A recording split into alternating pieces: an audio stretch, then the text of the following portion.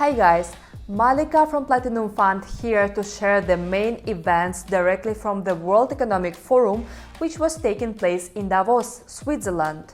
We will talk about its main highlights, crypto companies' active participation, discussions on crypto regulation, and other interesting developments. Watch the video till the end, we have collected the most important highlights for you. The World Economic Forum is one of the major non-governmental events. It takes place every year at the end of January in Davos, Switzerland, and hosts leading investors, political leaders, economists, business leaders, and celebrities from all around the world.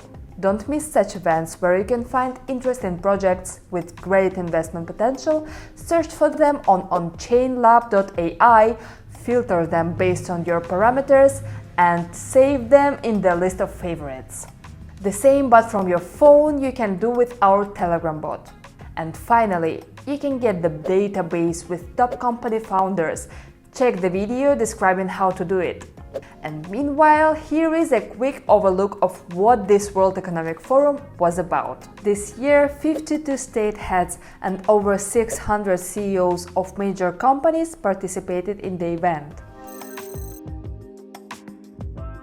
For the first time in the history of the World Economic Forum, crypto companies participated actively in this event. More events are coming in the crypto space where you can find amazing startups with great investment potential. On onchainlab.ai you can look for those that comply with your requirements. Along with traditional topics such as inflation and geopolitics, topics like crypto and crypto regulation were discussed. So, several events were hosted by Circle, one of the leaders in the crypto industry that stands behind the USDC stablecoin. In a fireside chat and happy hour, fostering responsible innovation, principles of effective crypto regulation were discussed by panelists from Circle and Coinbase. Crypto-fueled philanthropy was the topic of the session about how stablecoins and blockchains can be used for philanthropic purposes, such as charity giving and grants. Empowering cross-border business with crypto was the topic of the next event held by Circle. And finally, Web3 application in education was discussed in collaboration with Diplomatic Courier, UNESCO, and Learning Economy Foundation. Circle is one of the companies that support the idea of crypto regulation. Big markets such as the USA need to define digital assets and implement clear regulatory norms.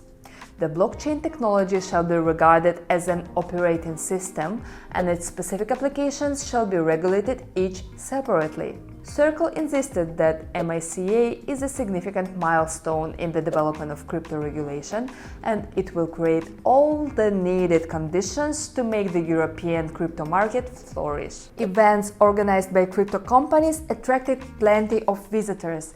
During the events hosted by Casper Labs, all places were taken, and during the event organized by Filecoin, visitors had to stand.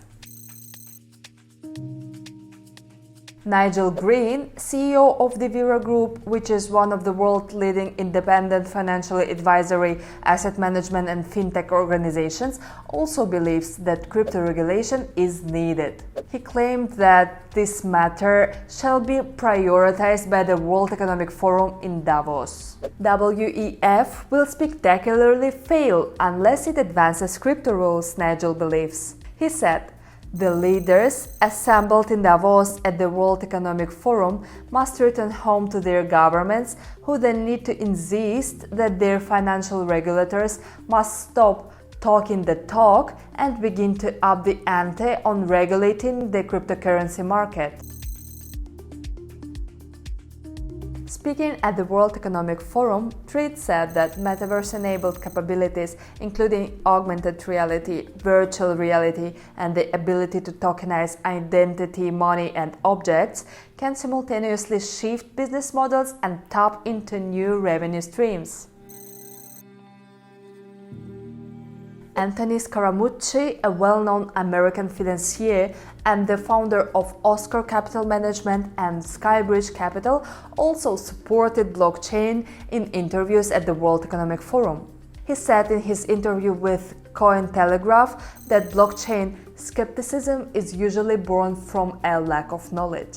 He said that the more homework you do on the blockchain, the more you understand how the blockchain is going to be a very big part of our future. Anthony Scaramucci said that he started making Bitcoin investments in 2020, then he started buying Ethereum in the early part of 2021. They also have Solana and Algorand. But for those who are looking for promising crypto startups to invest, many more events are coming. You can check them all on onchainlab.ai and filter them based on what you want to see. When you understand the magnitude of that, it will be a wonderful layering mechanism that will lead to great economic efficiency and innovation. So that's why I'm in the space, says the financier, and highlights that there is still plenty of room for growth in the Bitcoin, blockchain, and crypto markets. Metaverse was also discussed. Here are the main highlights. Huda Al-Hashimi, one of the panelists and the Deputy Minister of Cabinet Affairs for Strategic Affairs in the United Arab Emirates, framed the future of the metaverse as a space to break societal barriers and not recreate the same issues. He also said that regulators will be acting rather like referees than gatekeepers. Meta's Chief Product Officer Chris Cox said that he believes that one day that platform will become as important as the smartphone.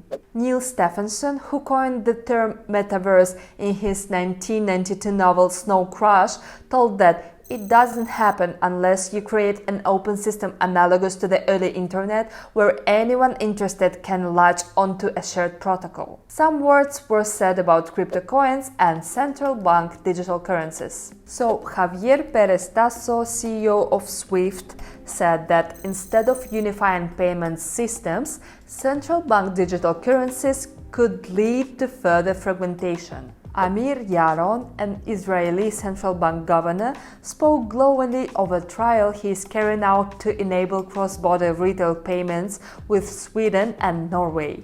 Liv Mostry of clearinghouse Euroclear warned there were costs to such experiments involving instantaneous payments, such as potential liquidity losses that could end up delaying trades, especially if the transition to any new system isn't smooth.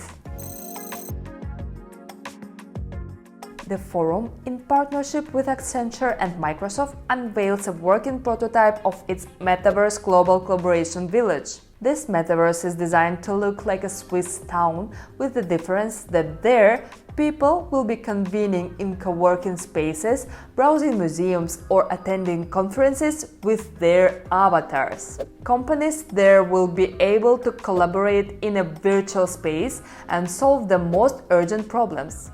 After the forum is over, it is planned to organize meetings in the Global Collaboration Village. 3D meetings with avatars are expected to nurture more understanding, trust, and boost the potential of ideas among participants. As Klaus Schwab in an interview in Davos explained about the World Economic Forum Metaverse, it's the capability to meet in a virtual three-dimensional room. I mean, you have two levels. First is just to meet around a table with your avatars, and second is to combine it with an immersive experience, and that's what we will do in Davos. Emin Gün Sirer, CEO of Avalabs, shared what he's thinking about DeFi. He believes that DeFi is not going to attack TradFi. DeFi is supposed to accompany TradFi. Shyam Nagarajan, IBM Senior Vice President and Chief Risk Officer, believes that central bank digital currencies have the potential to change the payment system. While many CBDC pilot projects are still in development phases, he said payments will eventually be made with CBDCs. In the meantime, stablecoins, which are a form of cryptocurrency pegged to real-world assets such as gold or the US dollar, are working as stopgaps until CBDCs are available in the market. Michael J. Casey, CCO at CoinDesk, insisted that whatever the industry may want, it won't be able to escape the crypto term right now. However, not everybody is optimistic about the future of crypto. Former Reserve Bank of India Governor Raghuram Rajan said that the collapse in prices of digital assets over last year will allow investors to focus on the true value of this technology, the distributed ledger and the smart contracts that can be built on them. PayPal President and CEO Dan Schulman also said that blockchain technology performed perfectly despite crypto crash. And New York Stock Exchange President Lynn Martin said blockchain could make equity issuance more efficient. This and many other events show that the world is changing, and these changes will be discussed during the World Economic Forum. Financial markets are known to react to any changes, even though those changes may not be apparently connected to the finance. That's why we recommend to follow the events attentively via On-Chain Lab and EventBot and manage your investments carefully.